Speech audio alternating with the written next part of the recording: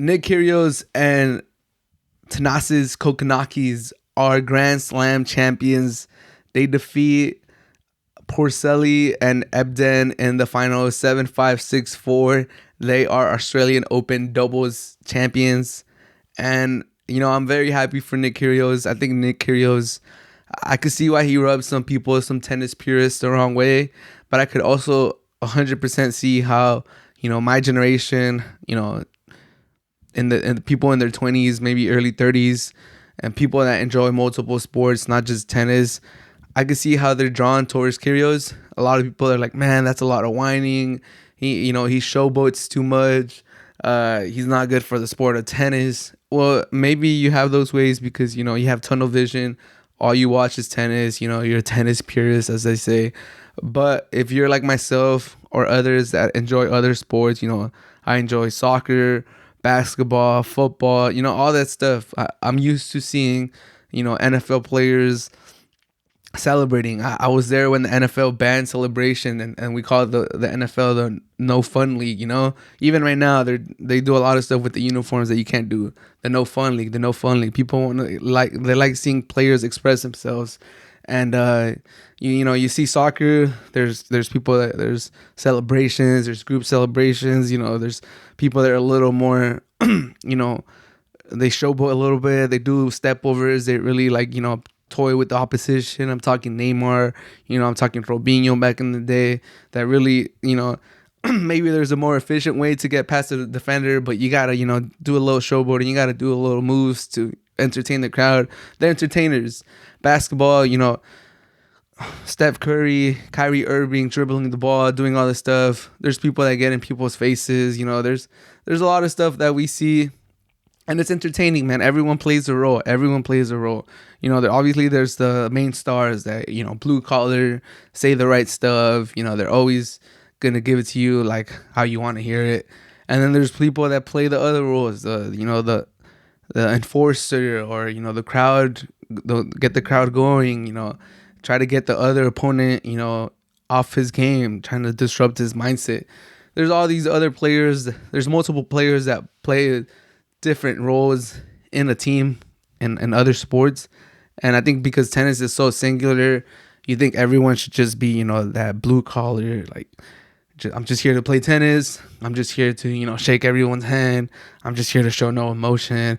I'm here to say sorry, like, after the ball hits the net. I'm here to do all this stuff. But, like, that I think that those expectations are not realistic. Because, like, if you look at any roster, any team roster for any other sport, you'd be like, okay, we got our 5 players that set the tone, that are the locker room guys. They're going to keep everyone in line. We got like 2 players that, they like to be a little more flamboyant, a little more out there, like to entertain the crowd.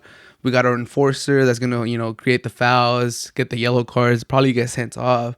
We got all these personalities in the team, and no one bats an eye. Like, it just makes sense. All right, we got the main guys, we got the enforcer, we got the crazy guy. We got a lot of personalities, and I get that tennis is just an individual sport, so you don't get to see a team necessarily, but it just wouldn't make sense for everyone to just be that blue collar, I'm gonna play correctly and just play by the book. It doesn't make sense. It makes more sense that there is those guys and there's other people that like to mess around, like to entertain the crowd, are there to have a good time. And I think that's Nick Kyrgios, and we just gotta accept the fact that he's chosen that role, and he plays that role perfectly. And there's others that have come before him that have played a similar role, and they've done a great job too. I'm looking at Gael Monfils.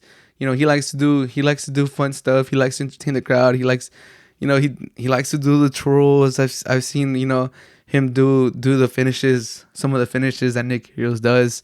So I just had to get that out there because there's a lot of people that just keep posting on every Nick Kyrgios video, on every post, like, oh, he's an embarrassment for the sport, he's doing this. I mean, man, I think that's just an outdated way of thinking. I think from what I've seen, the younger generation, the people in their 20s, they appreciate Nick Kyrgios for what he does. Obviously, sometimes he could go over the top. He could talk to to the umpire a little too harsh. He could get mad. He could be a little hypocrite. He's not perfect. I'm not saying he's perfect, but I could see why my generation would be attracted to him. He's just a fun player. He's entertaining. That's what we want to see.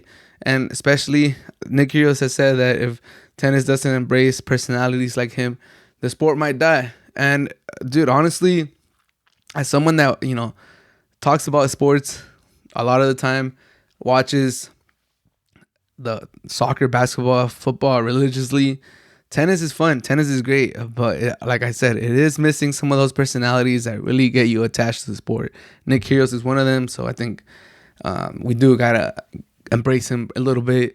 But back to the final, Nick Kyrgios and Kokkinakis, incredible run. I went on a little rant, but I had to say it. Nick Kyrgios, Kokkinakis going on an incredible run. Two singles players teaming up and winning a Grand Slam. That's incredible. That's amazing. Good for both of them. Good for Nick Kyrgios. A lot of people thought he was never going to win a Grand Slam.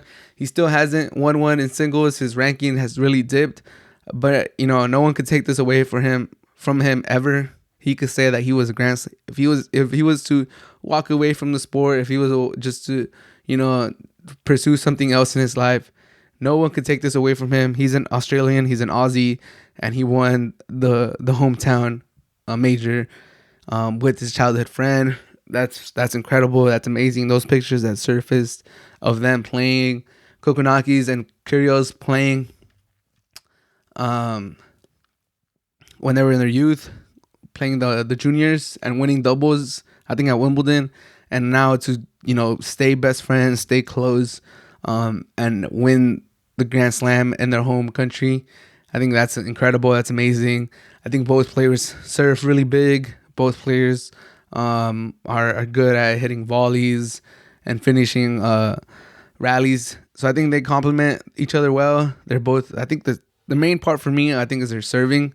I think they set up a lot of their points by how good they serve. If they don't get an ace, usually the returns aren't the best because their serves are so strong. So just incredible run by Kyrgios and Kokkinakis. I think Kyrgios already said that he's not going to play in the French Open and in the Wimbledon, at least doubles. I think he might still do singles, but they were thinking about teaming up in the U.S. Open, so that should be fun to see them team up in the U.S. Open. And then a commentator mentioned that if you win one of the majors, you're pretty much invited to the ATP finals. So I think Kyrgios said, he kind of said yeah, but not 100%. And Kokkinakis said like he said yeah. He was pretty confident and adamant like he wanted to go, and he was kind of surprised that oh my god, the season barely started and we're already invited to the ATP finals. I think that should be fun if they play the US Open ATP finals. But nevertheless, I just want to thank them for a very entertaining Australian Open. They made make doubles fun again, and they did. The stadium was rocking whenever they played, whether it was at Rod Laver or whether it was at the Kia Arena.